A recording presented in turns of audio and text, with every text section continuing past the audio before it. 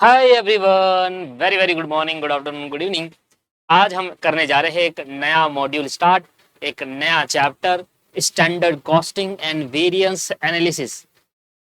ये चैप्टर बहुत सिंपल है अगर आप शुरू से इसका बेसिक अच्छे से करके जाते हैं तो।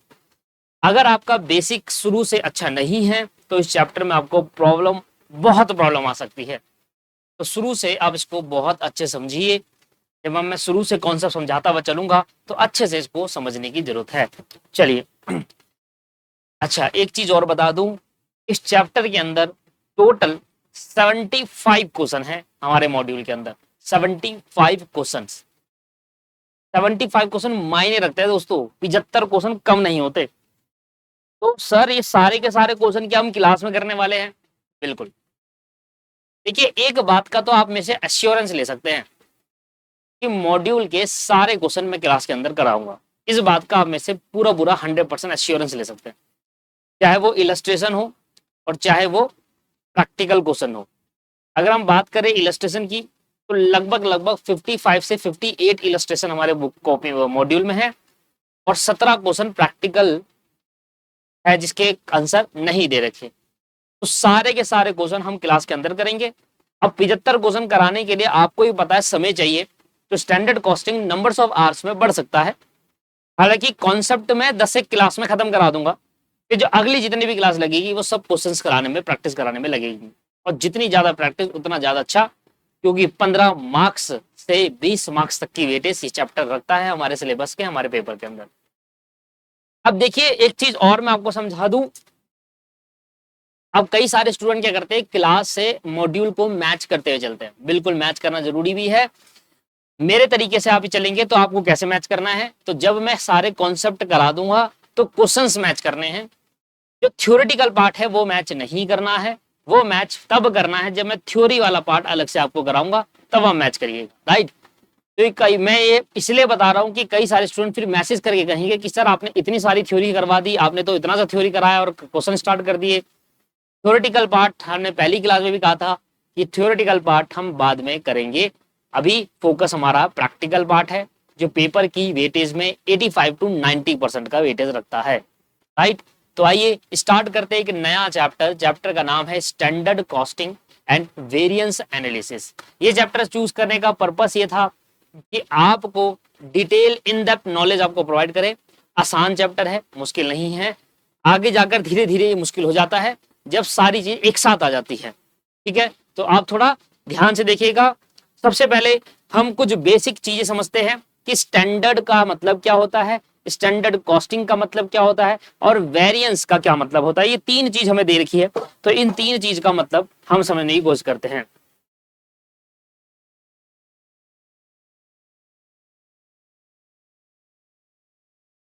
चलिए, नोट साथ साथ बनाते हुए चलेंगे। मैंने आपसे पहले ही कहा कि नोट्स की कॉपी आप अलग से बनाकर तैयार रखिएगा, नोट साथ साथ बनाना है आपको।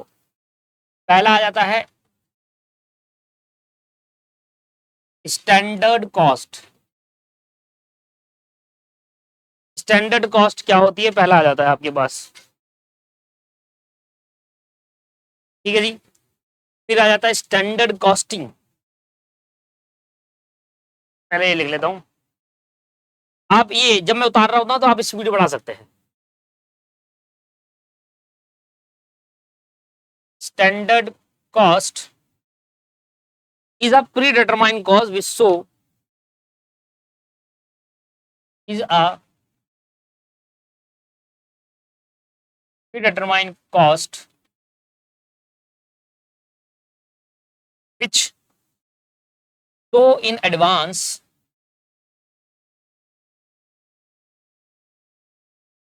which show is at in advance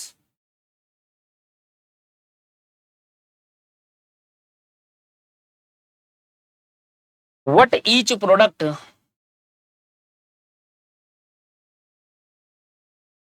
what each product should cost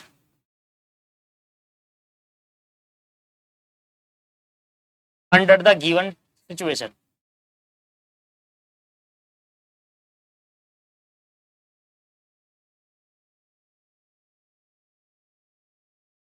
सबसे पहले ये लिखा, उसके बाद लिखिए दूसरा पॉइंट, स्टैंडर्ड कॉस्ट क्या होता है पहले वो समझेंगे, स्टैंडर्ड कॉस्टिंग क्या होता है वो समझेंगे।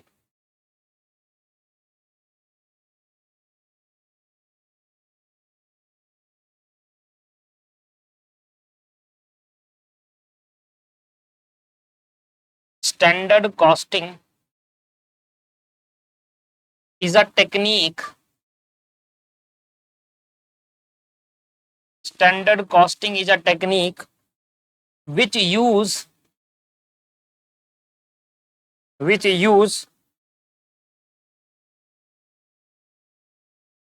standard for cost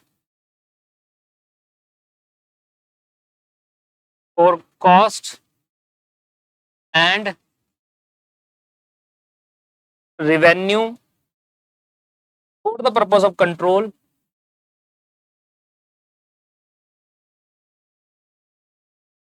for the purpose of control through variance analysis.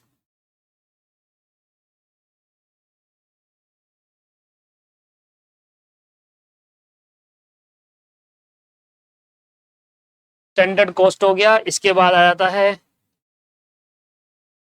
तीसरा variance.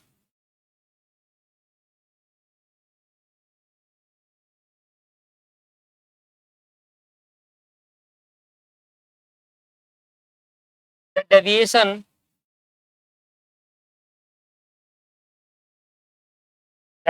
of actual from standard,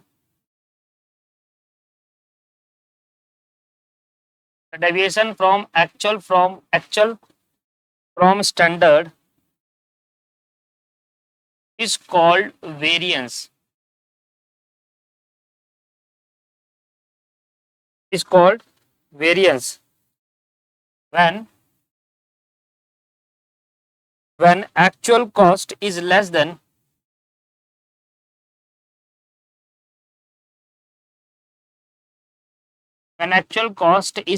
than the standard cost। अभी मैं पूरा एग्जांपल लेकर आपको एक्सप्लेन करूंगा। It known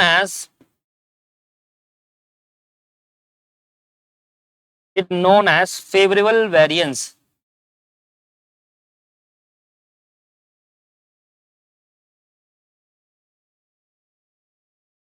When actual cost is more than standard cost, when actual cost is more than standard cost,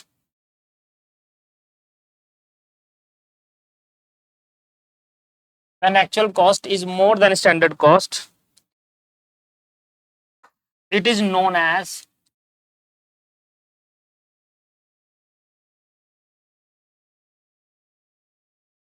adverse या unfavorable variance।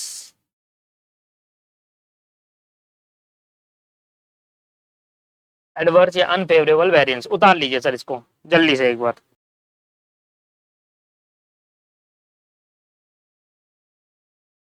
उतार दिए।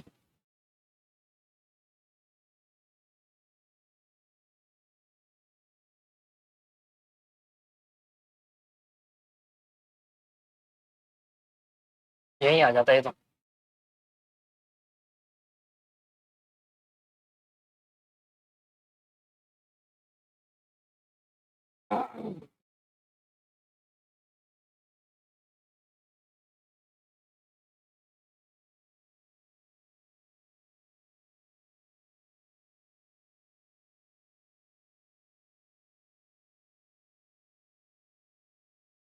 ठीक है सर, अब उतार लीजिए आराम से। ये तीन बातें है जो आपको समझनी है while starting the standard costing. बहुत सिंपल चैप्टर है, और सिंपल नहीं भी होगा ना, इतना सिंपल वे में आपको समझाऊंगा कि आपको चीजें क्लियर होगी।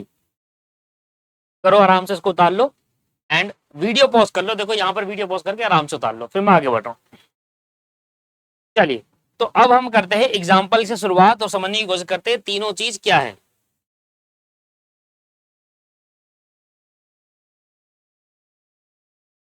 देखिए दोस्तों, एबीसी लिमिटेड है,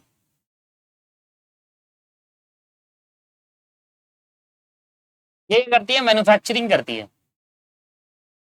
आप थोड़ी स्पीड बढ़ा सकते हो, अगर मैं स्लो बोल रहा हूं तो आप अपनी स्पीड को बढ़ा सकते हैं, ठीक है। एबीसी लिमिटेड क्या करती है, मैन्युफैक्चरिंग करती है, और ये टी शर्ट्स मैन्युफैक्चर करती है।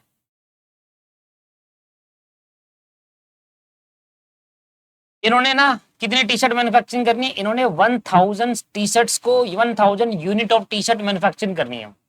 1000 यूनिट ऑफ टी शर्ट का मतलब है एक टी शर्ट एक यूनिट, तो 1000 यूनिट का मतलब हो गया 1000 टी शर्ट इनको मैन्युफैक्चरिंग करनी है।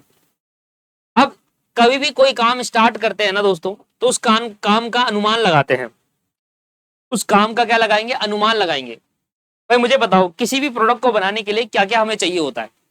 किसी भी प्रोडक्ट को बनाने के लिए हमें 3 चीज चाहिए होती है, उस पर लगने वाला मटेरियल, काम करने वाले लेबर, और खर्चे। खर्चे बोले तो डायरेक्ट और इनडायरेक्ट एक्सपेंस। इनडायरेक्ट एक्सपेंस को हम कहते हैं ओवरहेड्स।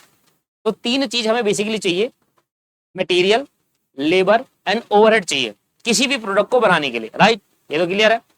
अब सिमिलरली हम क्या करेंगे, हमें टी शर्ट का मैन्युफैक्चरिंग करना है, टी शर्ट बनानी है एबीसी लिमिटेड कंपनी को, 1000 टी शर्ट इनको बनानी है। अब इन्होंने 1000 टी शर्ट बनाने से पहले ना अनुमान लगाया, फोरकास्ट करा कि 1000 टी शर्ट बनाने में कितने रुपए का मटेरियल लग सकता है। एक होता है लग सकता है, कितने रुपए का लगेगा, एक्चुअल में कितना लगा। तीनों में फर्क है। तीनों में फर्क क्या है, पहले व दो में तो एक ही है। पहले दो में हम ये क्या कर रहे हैं, अनुमान लगा रहे हैं, हमें नहीं पता एक्चुअल में कितना मटेरियल लगेगा 1000 टी शर्ट को बनाने के लिए, पर हमने एक अनुमान लगाया पास्ट डाटा से, पास्ट एक्सपीरियंस से। अब कई सारे स्टूडेंट ये कहेंगे कि मान लो अगर कंपनी पहली बार खोली गई है तो तब भी अनुमान लगा लेते हैं दूसरी इंडस्ट्री के डाटा से, तो दूसरी इंडस्ट्री के डाटा से तब भी अनुमान लगा लेते हैं। कहीं ना कहीं हम अनुमान अपने हिसाब से भी लगा सकते हैं। मान लीजिए आप अपने घर बना रहे हैं पहली बार, तब भी तो आपके फादर या मदर लोग क्या करते हैं, एक एस्टिमेशन लगाते हैं, एक अनुमान लगाते हैं कि इतने रुपए का मटेरियल लग सकता है। दूसरों से पूछते हैं, इधर से पूछ लेते हैं, भाई तुम्हारे में कितना खर्चा आया, हमारे में कितना खर्चा आया। तो इस तरीके से अनुमान लगाते हैं। किसी भी प्रोडक्ट को बनाने के लिए इसी तरीके से कंपनी भी क्या करती है, एक एस्टिमेशन लगाती है, फोरकास्टिंग करती है कॉस्ट का। किस चीज का, जो उस कॉस्ट पे इंकर होने वाला है उस प्रोडक्ट को बनाने वाली, जैसे कि मटेरियल। तो सिमिलरली हमने क्या करा, हमने एक अनुमान लगाया कि भैया कितने रुपए का मटेरियल लगेगा, कितने रुपए की लेबर लगेगी, और कितने रुपए के ओवरहेड्स लगेंगे। ओवरहेड्स बोले तो इनडायरेक्ट एक्सपेंसेस, जितने भी इनडायरेक्ट खर्चे होते हैं उनको हम क्या कहते हैं, ओवरहेड कहते हैं। अब मैंने एक अनुमान लगाया कि भाई इतने रुपए का लग जाएगा। लेट सपोज कि मैंने कहा भाई 1 लाख रुपए का मटेरियल लग जाएगा, 50,000 रुपए के लेबर लग जाएंगे, और 40,000 रुपए के सारे इनडायरेक्ट खर्चे हो जाएंगे। तो टोटल ओवरऑल 1,90,000 में हमारी 1000 शर्ट्स बन जाएगी। 1,90,000 में हमारी 1,00,000 शर्ट बन जाएगी। ये हमने अनुमान लगाया। जब हम मैन्युफैक्चरिंग करने से पहले किसी भी कॉस्ट का अनुमान लगाते हैं, फोरकास्ट करते हैं, प्री डिटरमाइन कॉस्ट कहते हैं। क्या कहते हैं उसको, प्री डिटरमाइन कॉस्ट। तो जब हम क्या करते हैं, किसी भी प्रोडक्शन स्टार्ट करने से पहले, मैन्युफैक्चरिंग स्टार्ट करने से पहले किसी भी चीज की कॉस्ट का अनुमान लगाते हैं, उसको क्या नाम देते हैं, प्री डिटरमाइन कॉस्ट। नाम में ही आ रहा है प्री डिटरमाइंड, नाम में ही आ रहा है प्री। प्री मतलब पहले, डिटरमाइन मतलब पहले किया जा रहा है, प्री डिटरमाइन कॉस्ट।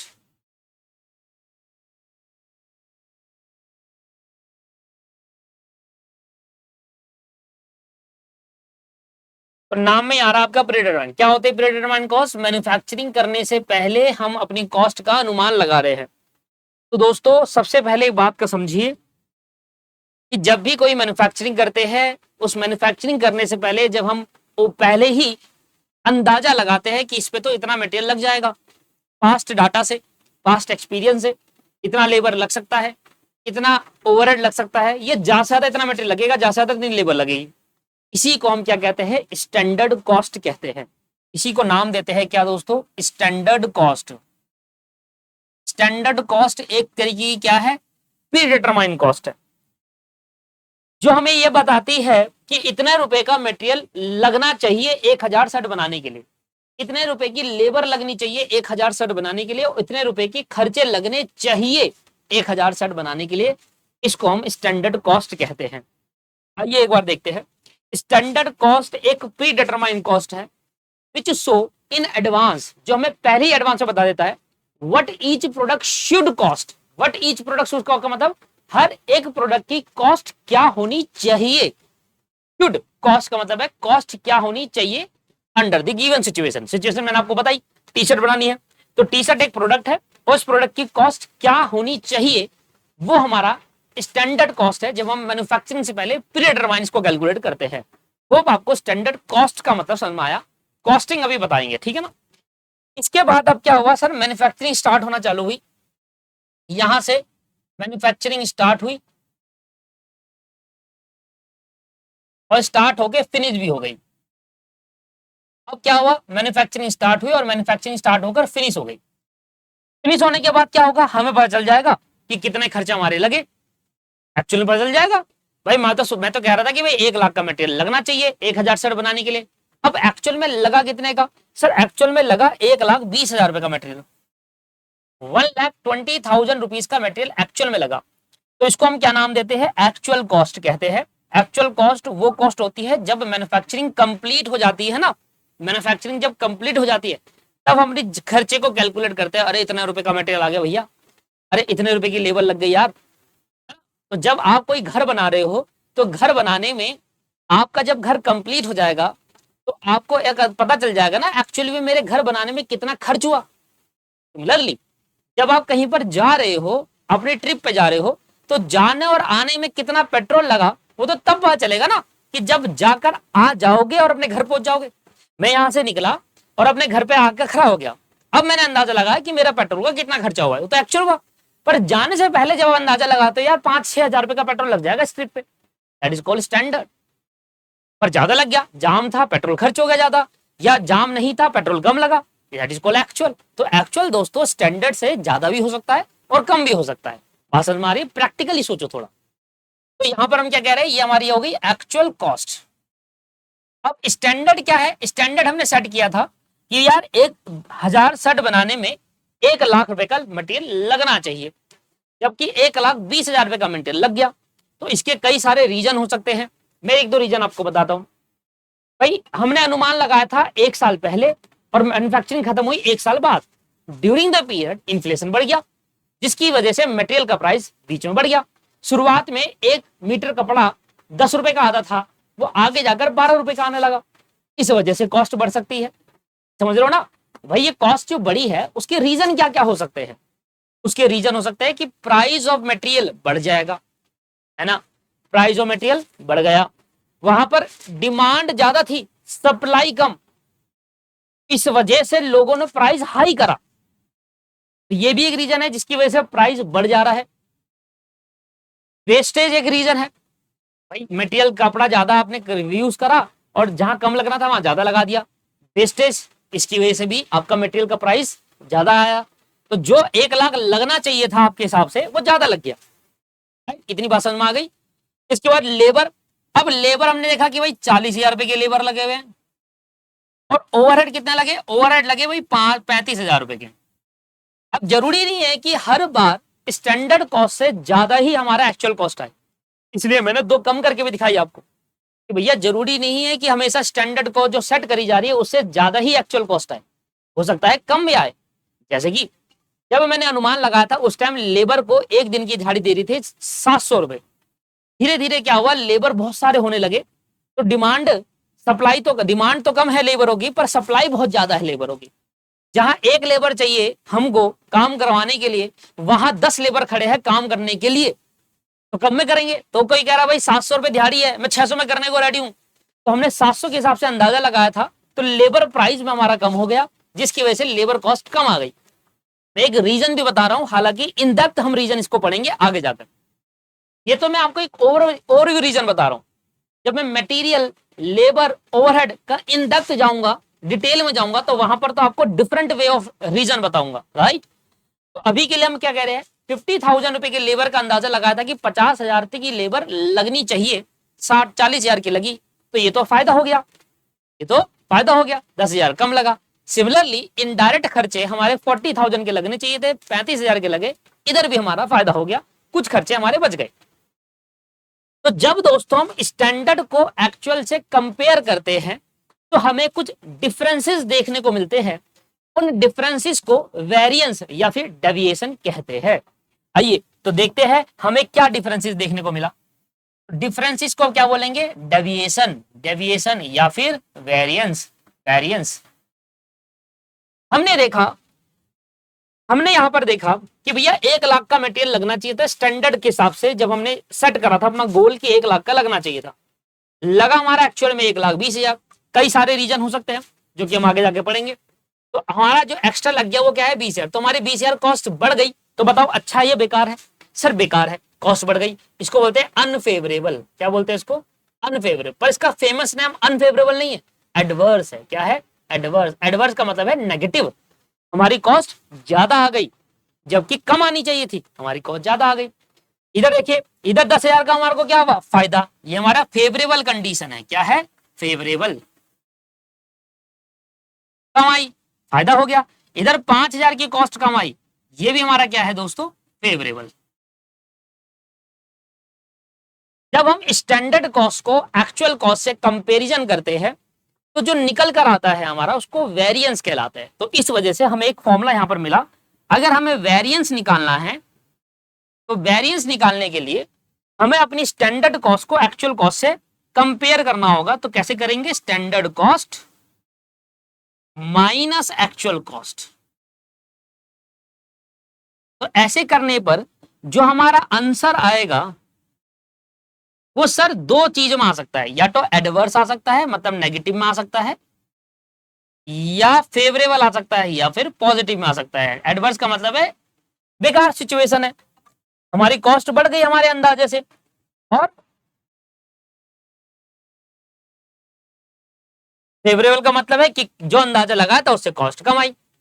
एक चीज और इस बात का ध्यान रखिएगा, जब हम ये देखते हैं कि जब मटेरियल के अंदर जो डिफरेंसेस आए हैं, इस डिफरेंस को हम नाम देते हैं मटेरियल वेरिएंस। क्या नाम देते हैं दोस्त? Material variance. ये कैसा वेरिएंस है? Material variance. इसी तरीके से लेबर में डिफरेंस आने को क्या बोलते हैं? Labour variance. और इसी तरीके से ओवरहेड को डिफरेंस में निकालने के लिए ओवरहेड वेरिएंस। अब ओवरहेड के अंदर ना 2 भागों में बांटा गया था ओवरहेड को। कैसे? एक होते हैं फिक्स्ड ओवरहेड, एक होते हैं वेरिएबल ओवरहेड। तो ओवरहेड को भी 2 भागों में बांटा गया। तो यहां पर फिक्स्ड अलग पड़ेंगे और वेरिएबल का अलग पड़ेंगे। तो अभी के लिए ऊपर से मैं आपको समझा रहा हूं।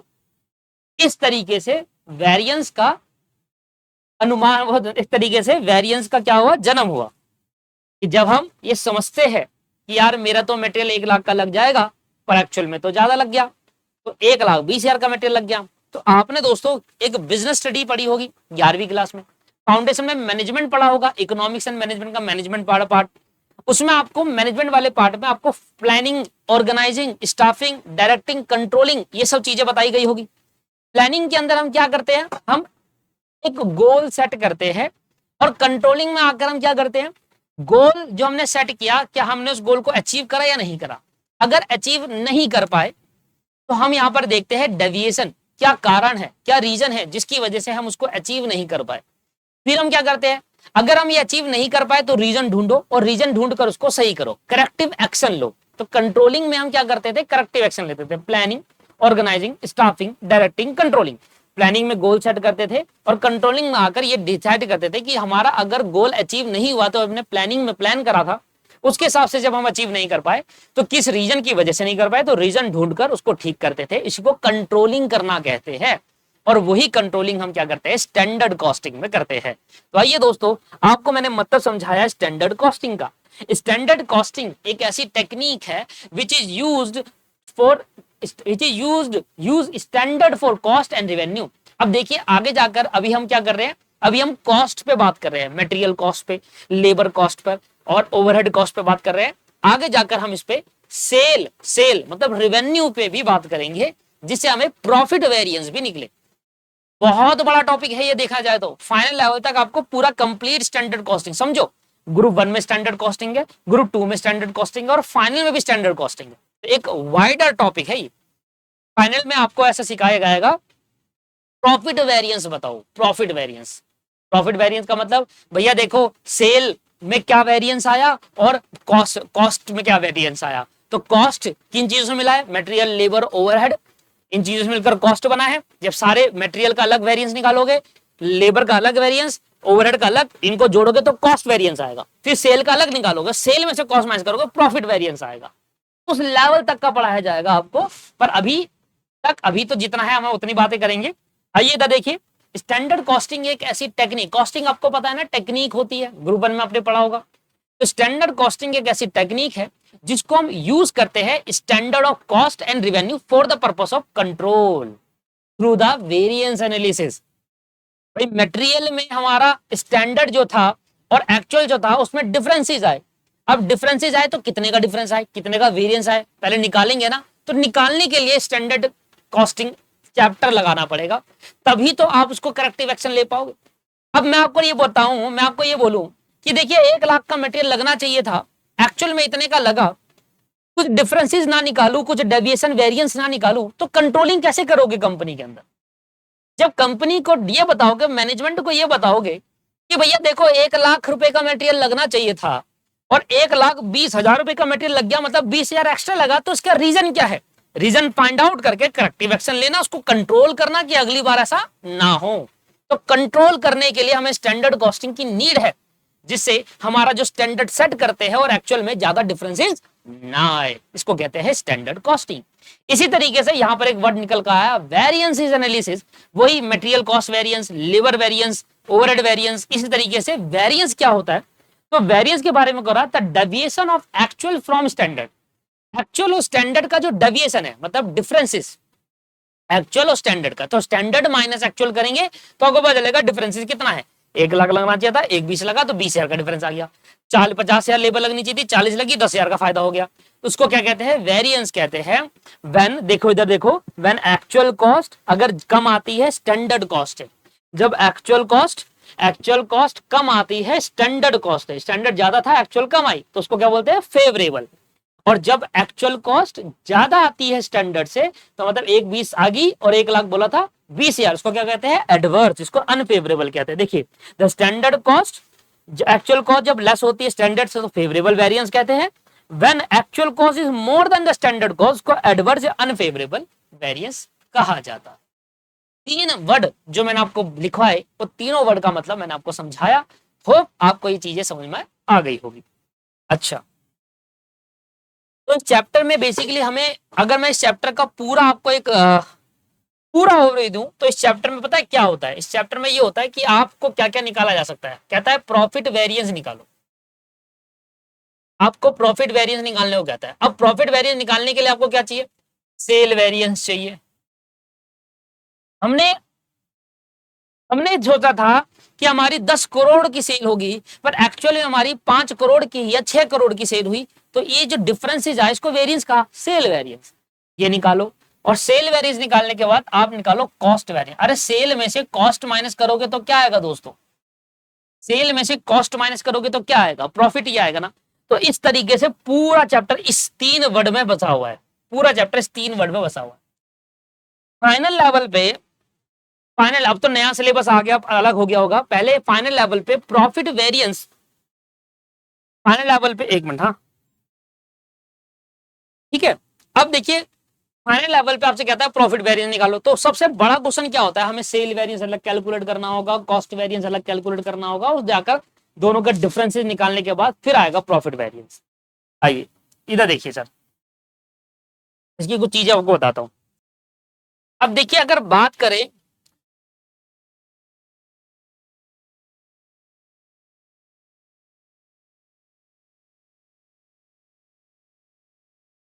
सर कॉस्ट वेरिएंस के अंदर 4 चीज जुड़ी होती है, तो हमें चारों पढ़ना है, हमारे सिलेबस का पार्ट है। सबसे पहले material variance,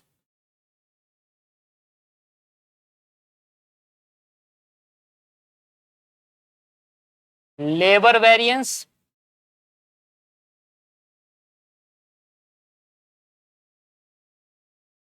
variable overhead variance,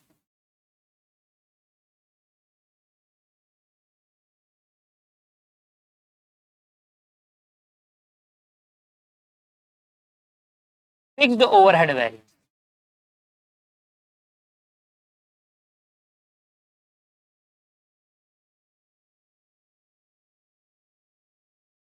ये चार चीजें हमें पढ़नी है, इन चार चीज का टोटल करोगे तो आएगा cost variance.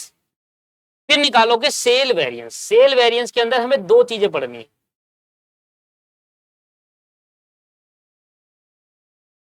Sale margin price variance,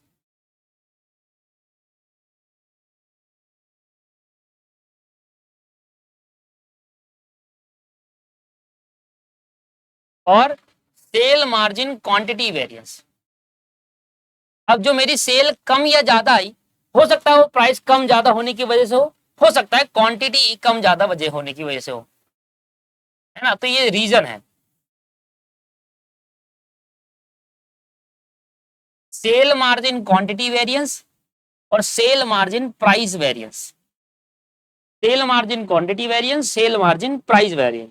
इधर के अंदर कॉस्ट में क्या देते हैं, मटेरियल बैलेंस, इन डेप्थ हमें पढ़ना है, labour variance, variable overhead variance और फिक्स्ड ओवरहेड वेरिएंस। ठीक है सर। अब सुनो मेरी बात, तो ग्रुप 1 के अंदर ये दोनों पढ़ना है, ग्रुप 2 के अंदर 1 2 3 4 5 6 पढ़ना है, और फाइनल में 1 2 3 4 5 6 और वो प्रॉफिट वेरिएंस पढ़ना है। इस तरीके से पूरा स्टैंडर्ड कॉस्टिंग ऐसे है। इसको उतार लीजिए एक बार चार्ट को, फिर हम आगे बढ़ते हैं। ठीक है सर, उतार लिया आपने, क्लियर हो गई चीजें। चलिए, तो अभी तक हमने क्या पढ़ा, अभी तक हमने देखा बेसिक चीजें हमने पढ़ी, स्टैंडर्ड कॉस्ट क्या होता है, स्टैंडर्ड कॉस्टिंग क्या होता है, वेरिएंस क्या होता है, फिर उस चैप्टर की हमें नीड हुई करने की, एंड हमने देखा इसके अंदर काफी चीजें इन डेप्थ हमें पढ़नी है, और हमें स्टार्ट करना है पहले कॉस्ट से। तो सिलेबस हमारा कब खत्म होगा, जब हम ये सारी चीजें यहां से यहां तक पढ़ लेंगे। ठीक है, पहले मैं स्टार्ट करता हूं मटेरियल वेरिएंस से, मटेरियल कॉस्ट वेरिएंस कहेंगे आज के बाद इसे, और एक एक करके हम इसको खत्म करते हैं। सारे क्वेश्चन करेंगे, बुक के जितने भी मॉड्यूल में क्वेश्चन दे रखे सारे के सारे हम कंप्लीट करेंगे क्लास के अंदर ही। हेडिंग लिखेंगे मटेरियल कॉस्ट वेरिएंस।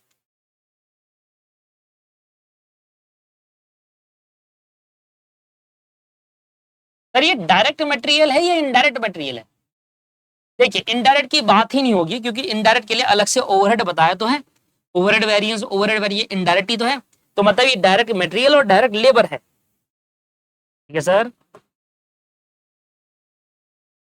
इसे मैं लिख देता हूं, direct material cost variance.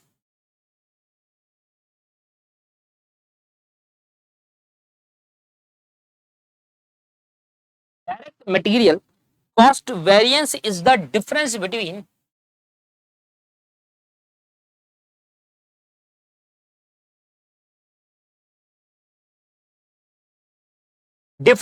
the actual direct material cost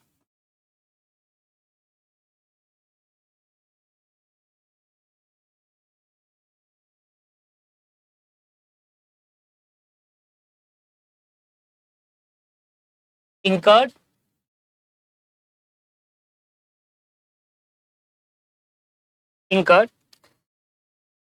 and the standard direct material cost.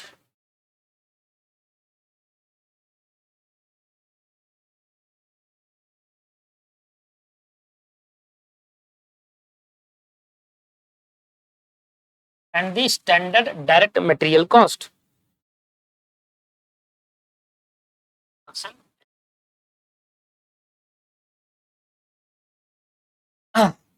Standard direct material cost specified for the purpose for the production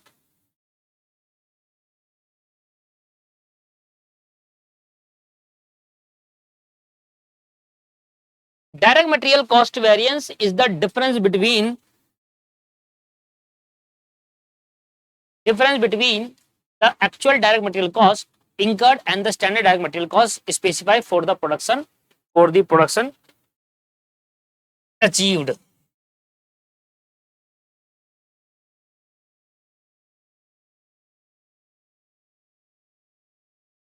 क्या मतलब हुआ, आइए मैं इसको भी एक्सप्लेन करता हूं with the help of example. अच्छा, एक चीज आपको और समझा दो, अभी तक मैंने आपको बताया कि एक प्रोडक्ट को बनाने के लिए तीन चीजें हमें चाहिए होती है। कॉस्ट में बात करी तो तीन चीजें हमें चाहिए होती है, मटेरियल, लेबर और ओवरहेड चाहिए होता है। अब हम बात कर रहे हैं मटेरियल की जो ओवरऑल कॉस्ट, भाई 1 लाख का मटेरियल लगना चाहिए था, आपका 1,20,000 का लगा, तो किस रीजन की वजह से, क्या कारण थे जिसकी वजह से 20,000 मटेरियल हमें ज्यादा लगा, तो वो रीजन समझने के लिए हम इसको इन डेप्थ पढ़ रहे हैं, राइट। ओवरऑल कॉस्ट मटेरियल की ज्यादा लगी, और ओवरऑल कॉस्ट कैसे ज्यादा लगी, ज्यादा यूज कर लिया क्या मटेरियल, प्राइस बढ़ने की वजह से हुआ क्या, किस रीजन की वजह से ये मटेरियल कॉस्ट बढ़ी है, या किस रीजन की वजह से मटेरियल कॉस्ट कम होगी। तो जो भी क्वेश्चन आएगा बढ़ी है कम होगी, ओवरऑल मटेरियल कॉस्ट अभी मेरे एग्जांपल में देखो कि ये बढ़ रही है, तो अब हम देख रहे हैं इन डेप्थ पढ़ रहे हैं कि किस रीजन की वजह से हमारी मटेरियल कॉस्ट बढ़ रही है। तो इसलिए हम यहाँ पर पढ़ रहे हैं मटेरियल कॉस्ट। मेरे एग्जांपल के अंदर मैंने कहा था कि एक कंपनी है जो मैन्युफैक्चरिंग करनी है, एक कंपनी है जो मैन्युफैक्चरिंग करती है, एबीसी लिमिटेड एक कंपनी है जो टी शर्ट मैन्युफैक्चर कर रही है,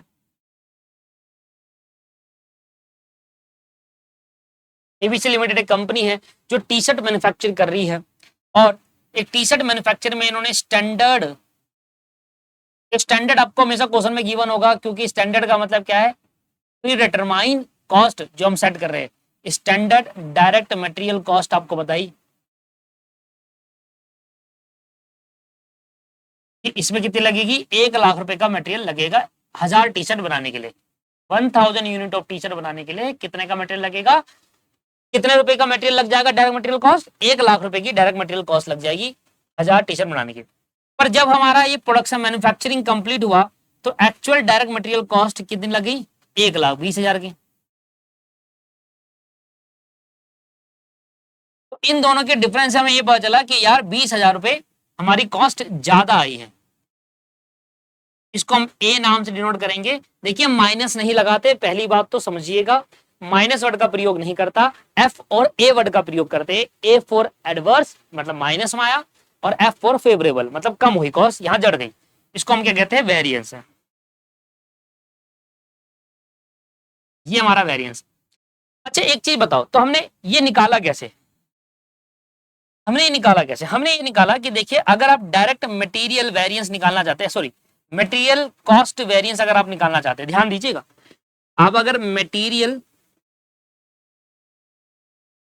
कॉस्ट वेरिएंस अगर आप निकालना चाहते हैं, मतलब मटेरियल की कॉस्ट में कितना वेरिएंस आया, तो कैसे निकालोगे, standard cost minus actual cost, है ना, ऐसे निकालोगे।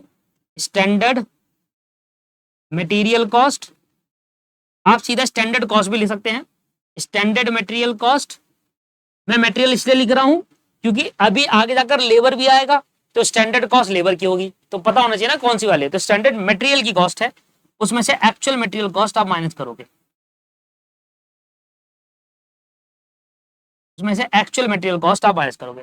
तो इस तरीके से आपका क्या बन गया, फॉर्मूला बना कि मटेरियल कॉस्ट वेरिएंस अगर आपको निकालना है तो ये देखो कि आपने कितनी स्टैंडर्ड सेट करा था 1 लाख, और एक्चुअल में कॉस्ट कितनी है 1,20,000, तो आपके 20,000 से ज्यादा आपका आ गया।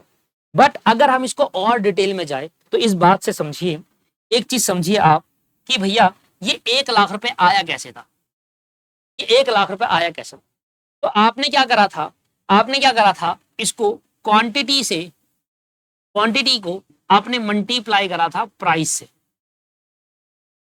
क्वांटिटी को आपने प्राइस से मल्टीप्लाई करा था, तब आया था 1 लाख रुपए।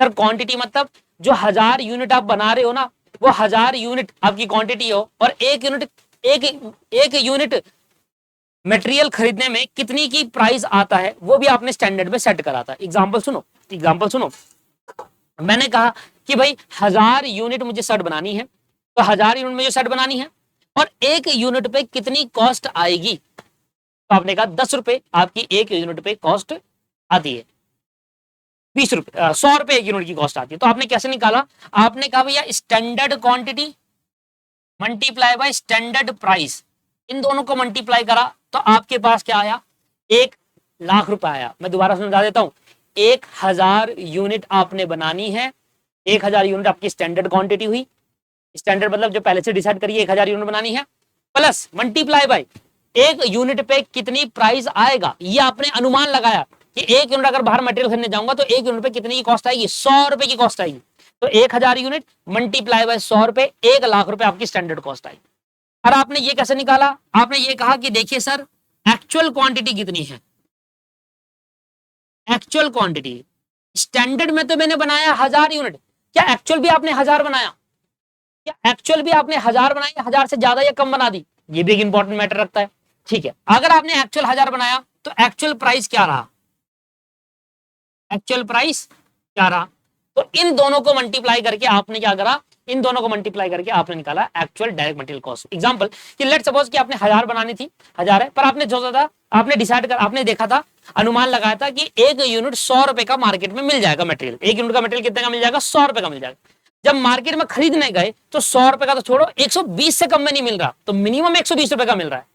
तो क्या हुआ कि भाई 1000 यूनिट तो मुझे खरीदना है, अब मैंने स्टैंडर्ड कॉस्ट में 100 रुपए का मत लगाया था कि एक यूनिट 100 रुपए का मिल जाएगा, पर एक्चुअली में वो मिला ही नहीं। मार्केट में जब एक्चुअल में गया खरीदने तो भैया 120 रुपए का मिल रहा है। तो 1000 यूनिट, एक यूनिट 120 का, तो 1000 यूनिट कितनी होगी, 1,20,000। इस वजह से प्राइस बढ़ गया। तो किस वजह से बढ़ा, प्राइस की वजह से आपकी ये कॉस्ट बढ़ गई। तो ये कैसे निकालते हैं standard cost, standard quantity multiply by standard price और actual quantity multiply by actual price. इधर देखेंगे स्टैंडर्ड कॉस्ट निकालने के लिए करेंगे standard quantity SQ multiply by standard price, right, minus actual quantity multiply by actual price. Clear हो गया जी, बात समझ में आ गई। तो इस तरीके से आपका ये फॉर्मूला बनता है। ये हो गया है मटेरियल कॉस्ट वेरिएंस, ये हो गया सर आपके पास मटेरियल कॉस्ट वेरिएंस। तो स्टैंडर्ड क्वांटिटी, अब आपको क्वेश्चन के अंदर क्या दे रखा होगा, एग्जांपल देख लीजिए।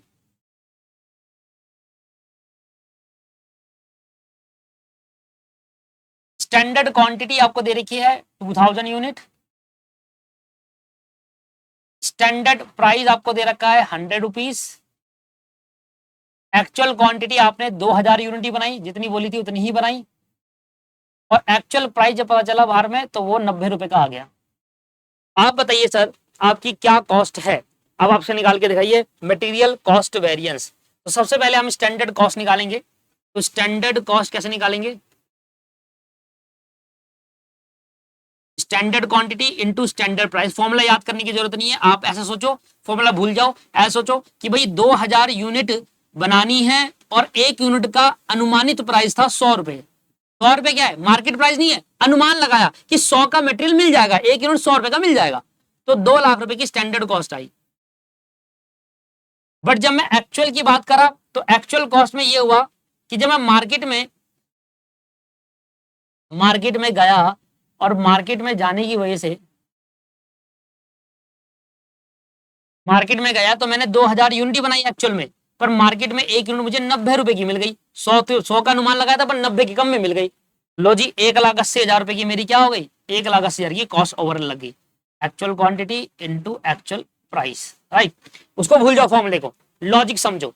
स्टैंडर्ड कॉस्ट कैसे निकाला, भाई कितनी यूनिट आपने डिसाइड करी बनाने के लिए, और कितना यूनिट बनाने से पहले आपने देखा कि एक यूनिट इतने का मिल जाएगा, प्राइस क्या रहा है वो भी आपने स्टैंडर्ड सेट कर लिया कि भाई 2000 यूनिट बनाएंगे और एक यूनिट का प्राइस 100 रुपए में आ ही जाएगा, मतलब एक यूनिट 100 रुपए की मार्केट में मिल जाएगी। पर एक्चुअल में जब मैं मार्केट में खरीदने गया वो, तो मुझे कितने की पड़ी, 90 रुपए की पड़ गई। इसका मतलब 1,80,000 रुपए की कॉस्ट मेरी इनकम हुई। तो बताइए मटेरियल कॉस्ट वेरिएंस क्या होगा, material cost variance standard cost minus actual cost. मैंने अनुमान लगाया था कि 2 लाख रुपए लग जाएंगे 2000 यूनिट बनाने के लिए, पर 1,80,000 ही लगे, तो 20,000 हमारा क्या हो गया, फेवरेबल, ब्रैकेट में लिख देना है फेवरेबल, बस। इस तरीके से आपका मटेरियल कॉस्ट वेरिएंस निकला। लॉजिक क्लियर हुआ, समझ में आया क्या था, ठीक। अब मटेरियल कॉस्ट वेरिएंस तो ये आपके, अब सर ये इन डेप्थ नहीं है, ये भी नहीं है, आगे और बढ़ते हैं अभी से। अब यहां से हम देखेंगे रीजन। अभी तो हमने पढ़ा सिर्फ मटेरियल कॉस्ट वेरिएंस, अभी आपने क्या बना, सिर्फ मटेरियल कॉस्ट वेरिएंस आपने पढ़ा। अब आप इसके कई सारे रीजन देखेंगे।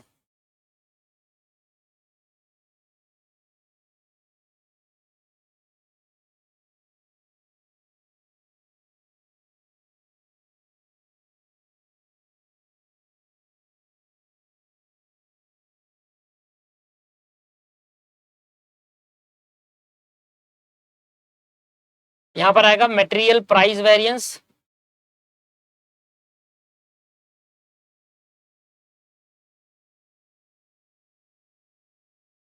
मटेरियल प्राइस वेरिएंस आएगा।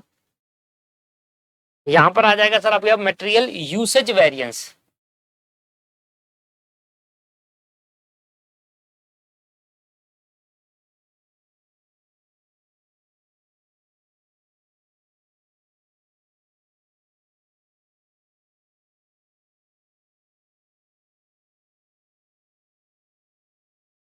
फिर इसकी भी दो कैटेगरी है,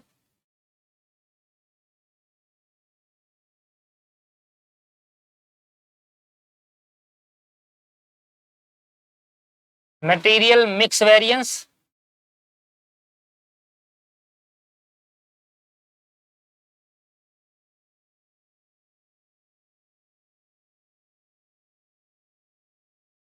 मटेरियल यील्ड वेरिएंस।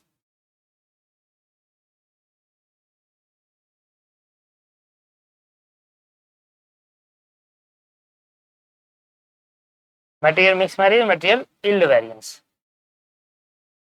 देखिए अभी तक आपने क्या सीखा, अभी तक आपने पीछे देखिए क्या सीखा। अभी तक आपने देखा कि भैया कि जो मेरा मटेरियल कॉस्ट वेरिएंस आ रहा है ना, जो स्टैंडर्ड से कितना कम या कितना ज्यादा आ रहा है, वो किस रीजन की वजह से आ रहा है, ये अभी तक आपने नहीं पढ़ा। आपने देखा भाई कम या ज्यादा आ रहा है, मटेरियल कॉस्ट वेरिएंस निकल कर आ रहा है, स्टैंडर्ड को जो सेट कर रहा हूं या तो उससे ज्यादा कॉस्ट आ जा रही है या उससे कम आ रही है, इसको तो हमने कहा मटेरियल कॉस्ट वेरिएंस। अभी किस रीजन की वजह से हुआ, ये ज्यादा क्यों आई, ये कम क्यों आ रहा है, तो क्या वो रीजन हो सकते हैं जिनकी वजह से मटेरियल कॉस्ट वेरिएंस स्टैंडर्ड से ज्यादा आ रही है एक्चुअल, और स्टैंडर्ड से कम आ रही है। अभी देखो एक क्वेश्चन मैंने कम वाला लिया, एक ज्यादा वाला लिया, तो कम या ज्यादा किस रीजन की वजह से आ रही है, वो इन रीजन की वजह से आ रही है। प्राइस की वजह से बढ़ सकता है, कम हो सकता है, और यूसेज की वजह से बढ़ सकता है, कम हो सकता है, राइट। प्राइस और यूसेज की वजह से।